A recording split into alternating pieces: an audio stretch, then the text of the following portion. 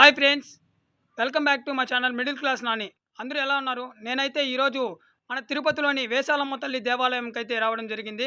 ఇక్కడ దసరా నవరాత్రులు అంగరంగ వైభవంగా అయితే నిర్వహిస్తారు ప్రతి ఏటా.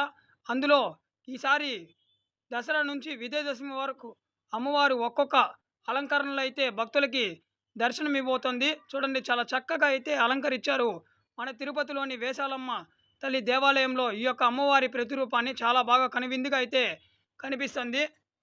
చూసా కదా ఫ్రెండ్స్, చాలా బాగా చక్కగా అయితే ఈ యొక్క అమ్మవారిని అయితే అలంకరించారు. ఈరోజు అమ్మవారి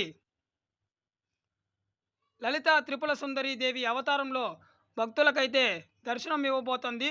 చూసాక ఫ్రెండ్స్, నవరాత్రులు అంటే 11 రోజులు 11 రకాల అలంకరణలతో భక్తులకి కనువిందుగా అయితే దర్శనం ఇవ్వబోతుంది మన తిరుపతిలోని వేసాలమ్మ తల్లి. కోరిన భక్తుల కోరిక తీర్చే కల్పవల్లి. చూసాక ఫ్రెండ్స్, చాలా చక్కగా అయితే ఈరోజు అమ్మవారిని అలంకరణ అయితే చేయడం జరిగింది. చూడండి, చాలా చక్కగా అయితే ఉంది.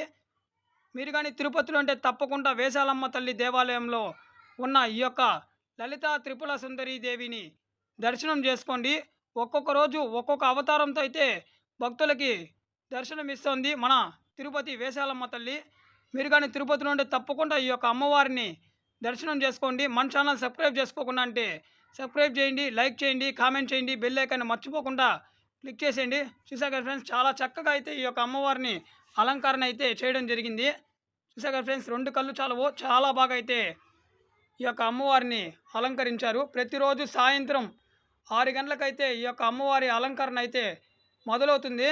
మీరు కానీ తిరుపతిలో ఉంటే తప్పకుండా ఈ యొక్క అమ్మవారిని అయితే దర్శనం చేసుకోండి. నవరాత్రుల నుంచి విజయదశమి వరకు ప్రతిరోజు ఒక్కొక్క రోజు ఒక్కొక్క అలంకరణలతో అయితే భక్తులకి దర్శనం ఇవ్వబోతుంది మన తిరుపతి వేసాలమ్మ తల్లి.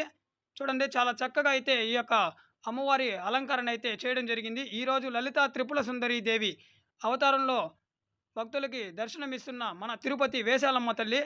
చూసారు ఫ్రెండ్స్, చాలా చక్కగా అయితే ఉంది ఈ యొక్క అమ్మవారి అలంకరణ. ఓం శ్రీ లలిత త్రిపుల సుందరి దేవి నమో నమః.